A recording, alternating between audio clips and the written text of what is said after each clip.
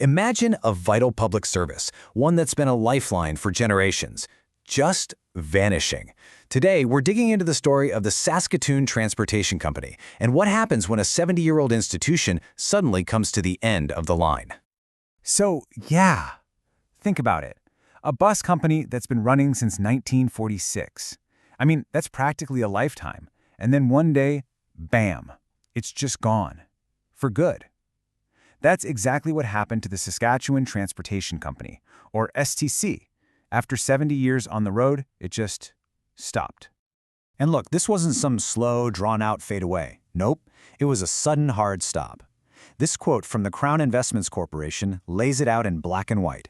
The announcement hit in March, and just a couple of months later, by the end of May, the engines were off, for good. It really makes you wonder, right? How did this happen? Okay, so before we get into the why, we really need to understand the what. Just how important was STC to the people of Saskatchewan? Because let me tell you, this was a big, big deal. You know, it's easy to just say bus company, but STC was so much more than that. It was this massive, sprawling network. Get this, 29 different routes, crisscrossing the province, racking up 3.2 million miles every single year. That's insane. It was the thread connecting nearly 300 different communities, a lot of them tiny, rural places. Plus, it employed hundreds of people. For 7 decades, it was literally the circulatory system of Saskatchewan. So that's the big question, isn't it? How does something so woven into the very fabric of a province just get cut so decisively? Well, the official answer, the one you'll hear from the government, boils down to one thing: money. All right, let's dive into the numbers. This is the official financial argument for why STC had to go. Okay, here's the number that really jumps out: $10.6 million. Now, this is from 2009, but it gives you a perfect snapshot of the problem. That was the operating loss. That's the hole between the money coming in and the money going out. And every single year, that hole had to be filled by the government. And this table really breaks it down for you. Look at this. They're pulling in almost $16 million in revenue, which sounds pretty good, right?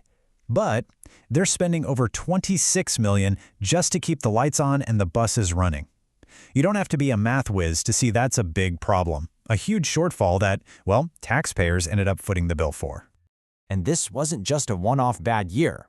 If you look at the trend, the grants needed to keep STC afloat were just going up and up and up. So from the government's point of view, you can see why they'd look at this and think, whoa, this is just not sustainable. But, and this is a huge but, this is where the whole story gets a lot more complicated. Because those numbers, they only tell one side of it. A lot of people were asking a very important question. Was STC ever even meant to make a profit? So let's flip the coin over. Let's stop thinking about STC as a business and start looking at it as what many people believed it was, an essential public service. I mean, look at this. This is STC's actual corporate mandate. Read the key words here: convenient, affordable, safe, reliable. You see what's missing? There's no mention of profit or revenue. The whole reason it was created was to serve the people of Saskatchewan, not necessarily to make a buck. And this wasn't some secret. They knew. This quote from back in 2004 shows that the company's own leadership understood the deal. They knew that running buses to small towns would lose money, but they believed it was their whole purpose. If they only served the big, profitable cities, they wouldn't really be a provincial bus company, would they? And the numbers back this up, but in a different way. In 2003, they carried over 250,000 people and shipped over 1 million parcels. That's a huge service. But here's the kicker. Out of 28 routes, only 2 were profitable. 2. This tells you everything. This wasn't a business that was failing. It was a public service that was succeeding at its mission, connecting everyone, even when it didn't pay. So, okay, when the government decided to pull the plug, the conversation totally shifted. It wasn't about spreadsheets and balance sheets anymore. It was about real people. What did losing this service actually mean for the folks who relied on it? All of a sudden, something as simple as getting to a doctor's appointment became a massive hurdle. You can just feel the anxiety in this quote. For seniors, especially those in small towns, this wasn't an inconvenience. It was a loss of independence, a loss of access to essential healthcare. It was, frankly, dangerous. And the economic pain spread out, like ripples in a pond. It wasn't just about STC's budget. Think about all those little businesses, the local corner store, the cafe in a small town that doubled as the bus stop. This quote says they lost up to 30 grand a year. When the buses stopped, the people stopped, and so did their money. It also just put up walls. For people with disabilities, like the colleague mentioned in this quote, the bus wasn't just a ride, it was a lifeline. It was the only way for them to be part of the professional world, to connect with their community. When STC shut down, that door slammed shut. It created instant isolation. And this is a really crucial point. This decision didn't hit everyone the same way. As this person points out, it was the most vulnerable people who felt it the most. People without cars, people with low incomes, indigenous people, they were hit the hardest, left with fewer and sometimes much riskier ways to get around. So what we're left with here are two completely different stories about the very same company. It all depends on the lens you're looking through. All right, let's break it down.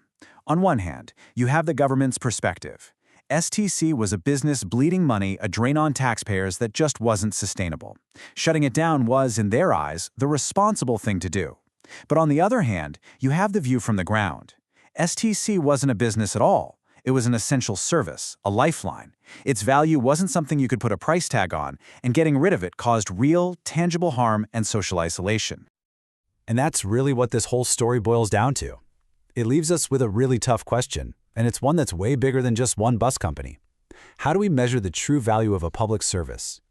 Is it about the dollars and cents on a balance sheet, or is it about the connection, the safety, and the opportunity it provides to people? And maybe the most important question of all is, who gets to make that call?